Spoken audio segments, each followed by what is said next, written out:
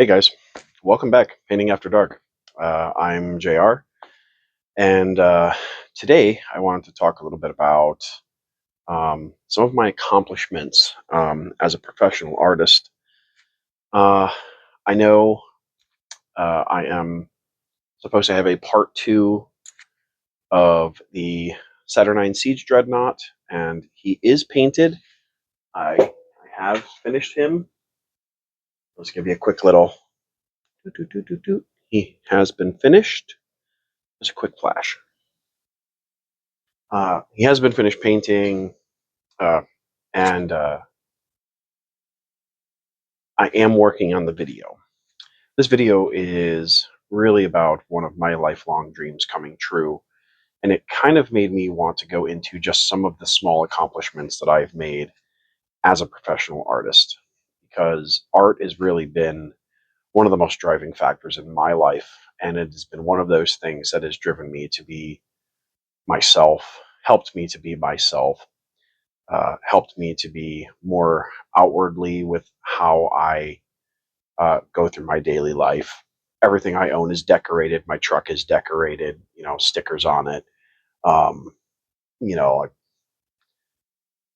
it just, art has always been that thing that has helped me get through, no matter what it is. From doing graffiti and street art from many, many years ago to more professional style work, not just painting, but as a professional tattoo artist as well. This last year was my 20 years in the industry, and I had taken some breaks through the industry, um, so it wasn't a full 20 years, but I never stopped. It wasn't like I stopped tattooing. Uh, I was just not doing it at a particular level. Um, so, without further ado, I really just wanted to go over a few things and try to share with people that when you dedicate yourself to a craft, you can really accomplish anything. None of these accomplishments were life changing. They didn't put me into a different category of artist because art is just what it is. Unless you are dealing fine art in large galleries where millions of dollars are being exchanged, usually it's going to be very minimal. Um, I would have to say that maybe some of the artists that, and I don't even know how it really is for them, but um, a lot of illustrators and stuff like that, fantasy illustrators, they can probably get on pretty well with what they do because there's so many different types of ways to approach illustration in fantasy. You have games like Magic the Gathering and Dungeons and Dragons and Pathfinder and all of these other outlets for some of those guys to, hopefully make a living for themselves being an artist. For me, tattooing was the big one. Um, Now, I had learned from my uncle. I had started learning from him really when I was 16. The first thing that I learned how to do was make a needle on a jig. And for anyone who doesn't know what that's like, well, it's tedious, and that's how needles used to be made. And yeah, it wasn't fun. It was definitely not fun. Uh, skip ahead now, where everything is pre-packaged and pretty much pre-done for you. Um, but I really took pride in what I was doing, and brought it to this point. So I'm going to show you just a couple of things and try to, just kind of give you a hint of what I'm talking about here. The first real major achievement that I ever did, and this was with painting. Um, I don't understand why I was contacted, but I was contacted by the Art Arcana, heavy music artwork, uh, and they were doing this book called Lucifero, and the whole book was a fine art book with just so many great, great illustrations. Now, let me find a few here and I'll show you. I mean, like, look at this. This is super cool, right? This isn't mine, of course, but you kind of get the hint. The whole book is dedicated to Lucifer and uh, that sort of thing, like demonic beings. And oh, there we go. There's mine. Um, these were my two contributions. That looking at it now versus what everybody else did, this was very early in my art career that I was able to get this done. Um, and my way of photography and things were not really great. Um, so I was still learning how to do a lot of things, but nevertheless, this was a very pivotal moment for me, knowing that the things that I was doing could get noticed and possibly lead to bigger things. So this book was a really big deal for me. Um, Again, tattooing career. I one of the first things that I did used to go to a tattoo convention out in New York, up in Schenectady, called the Am Tattoo Convention. My uncle went every year, almost every year. I had gone with him a few times, and in 2002, I had been working on a set of flash designs, and I somehow managed to take second place, which blew me away. I didn't know what to say. They called me up on stage. I didn't know what to do, and it was more traditional, but it was a cross between traditional and new school. There was a lot of new school themes, but more traditionally drawn and really bright. I was just starting to use Prismacolors, and learning how to use Prismacolors. And then another page of the set. It was 2 or 3 pages out of the full set that I did. This is back when everyone did Flash, by the way. So if you're unfamiliar with what tattoo Flash is, because everyone uses a little fucking screen now, right?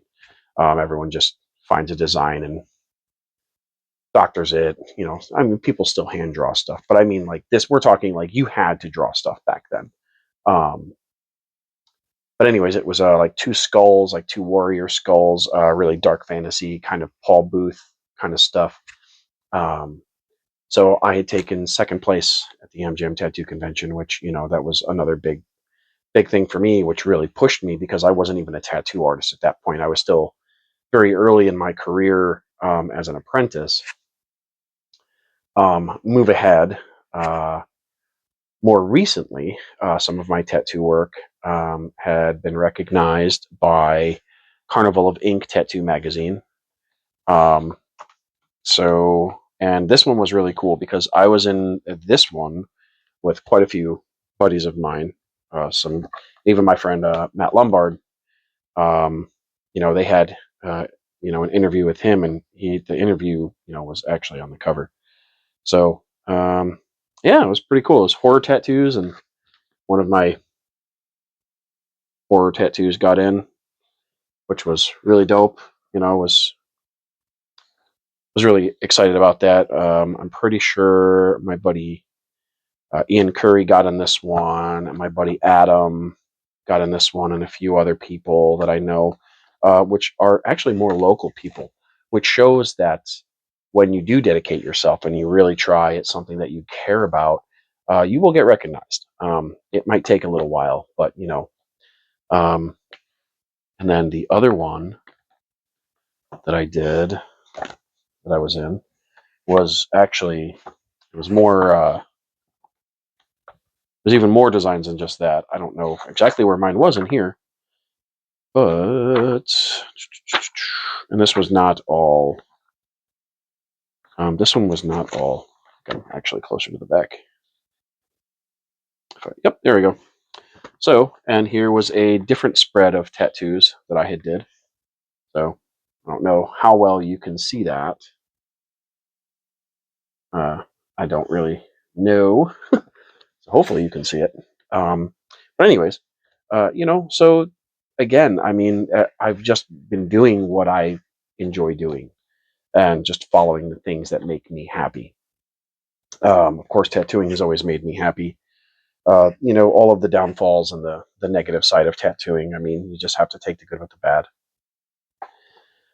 But so this was another big deal. I mean, it's a magazine, and these Carnival of Ink is really trying to push, you know, especially like more localized to this, well, to the area. But I mean, it's not, because I know other friends of mine from like Texas and some other people, but I just know that like, they're more local to me, so it just makes sense, right?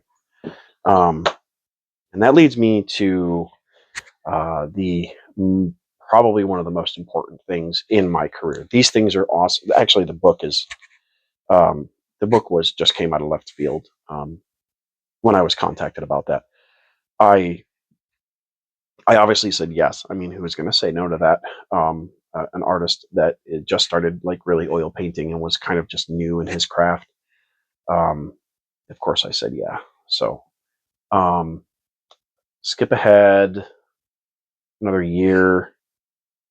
Well, actually, it's been about a year, I think. So I had mentioned that some of my artwork was going to be used in a comic book as a comic book cover, and that finally came in today. And this is the comic with my cover art. So this is Stain, and this is issue number 4. Um, oh, very cool. And I didn't even realize this. Um, I guess here, spoiler alert. Stain issue number 5. This is number 4. Stain issue number 5 is already featuring my name on the back. So not only did I get to kind of get through one of my childhood dreams, because I was a comic book kid when I was younger, fiddling through the pages of a comic book, the way that they were drawn, the way the colors, that um, all of the juxtaposition in comic books. I fell in love with all of that stuff, and it was a really good escape for me as a kid. So I read comics all the time. The little bit of allowance that I did get, I usually bought some Slim Jims and a bunch of Bazooka Joe gum, and then like a couple comic books. Back then, comics were like 99 cents. So, and I would just obviously read through them and look at the artwork and stuff. And anyways, so what ended up happening is I had a friend who has gotten a couple pieces from me, um, asked me to basically do like a demon ripping out of a guy. He didn't go into detail. He basically just let me do what I wanted to do. I didn't know what was going on when I had heard. He had mentioned something about a comic book, but I was like, oh yeah, yeah, that's really cool, and like that would be great if that happened. But um, a couple months ago, I got contacted by this guy Brandon, and he was like, hey, we need you. Like, can you do your signature? He was trying to frame up the comic, and my signature kind of got cut off towards the bottom. I was like, yeah, yeah, yeah. And then that's when it kind of dawned on me, like, this was actually going to happen. And, this is more, again, localized. And it's obviously not like a huge publication like Image or Marvel or anything. But that doesn't change the fact that this, to me, is a huge accomplishment. It shows that it really matters to some people, and it connects with people. It connected with the right people. Um, for me to be able to put artwork out there that was going to be seen by not maybe millions, but you know what, even hundreds, matters to me.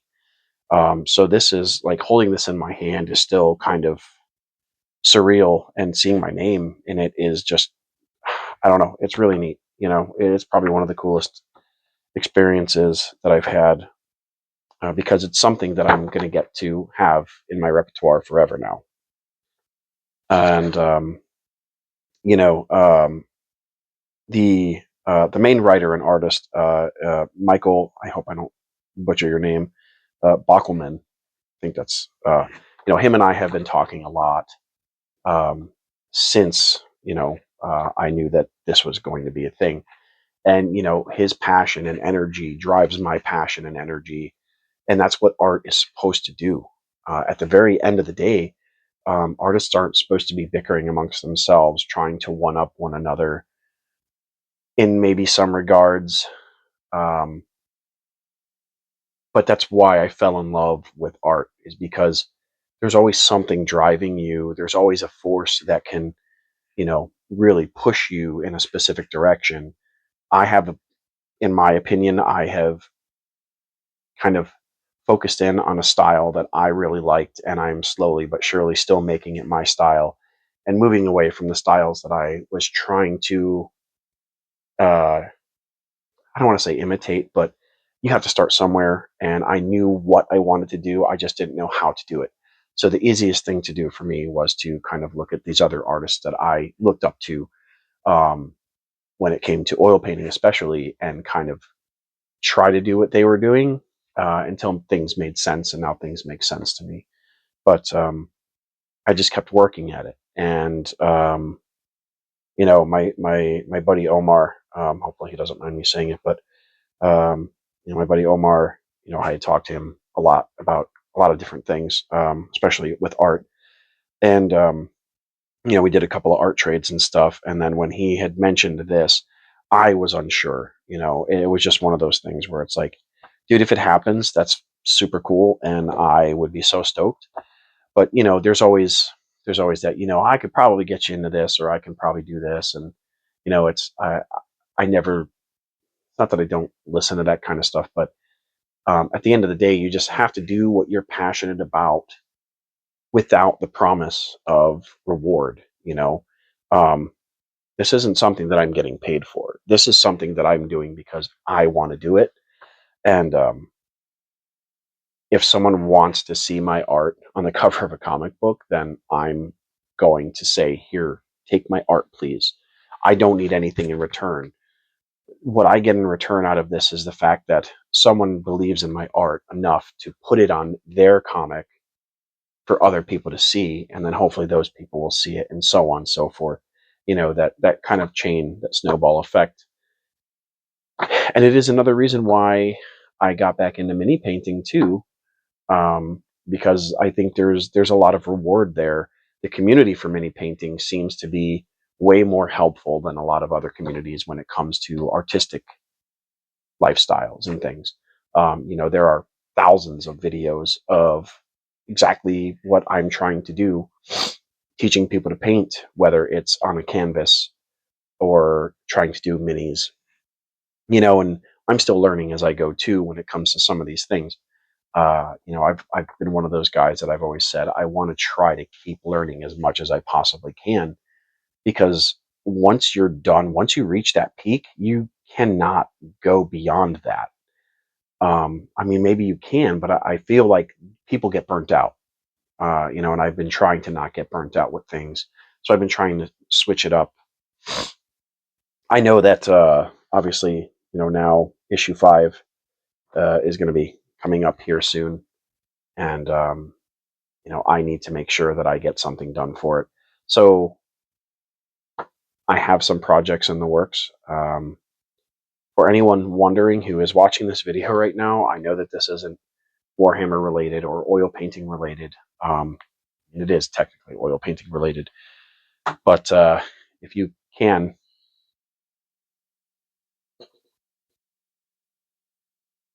yeah, I got one of those, and that's going to take me a while. I'm going to have to dedicate a specific amount of time for that.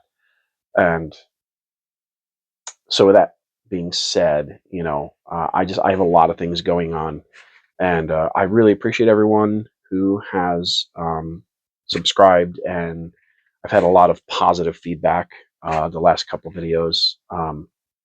That's what I really like. I want to connect with you guys. Again, this is kind of an archive for me as well, but this is for me to start connecting with other like-minded people. the type of people who want to see artwork, who want to learn how to paint, who want to exchange painting stories. I will hopefully be going to Adepticon this year. I don't know that I'm ready for throwing my helm into the gauntlet of Golden Demon. Um, I know that I have the skills to compete in something like that, but I don't have the time to sit down and dedicate. I already have a model picked out, and I think I might try to do that next year. Really, what I want to do is I want to go and rub elbows with people. So if you plan to go to Adepticon this year, next year in Milwaukee, I'll be there, and I would love to meet some of you guys if you also will be there. Um, again, I have a lot of things going on. I have another cover for the comic book that I need to start painting.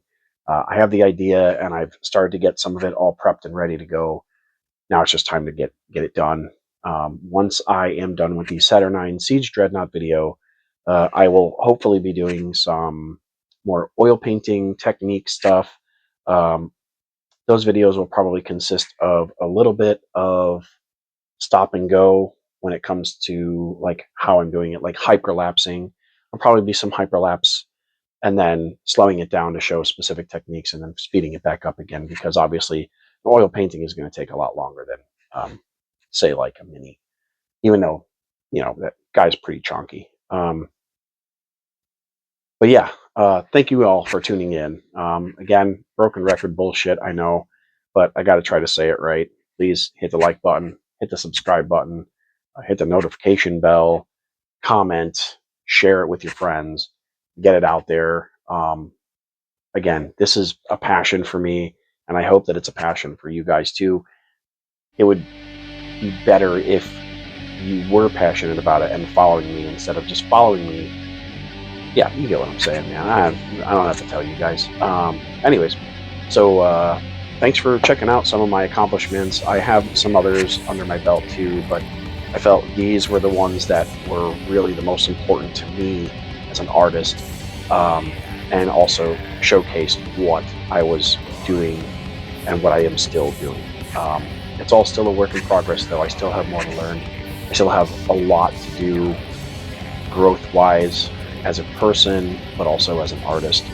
And I just want more people to join and come along with me. So just remember, keep on painting, guys, and I'll see you in the next video. Thanks a lot. Take care.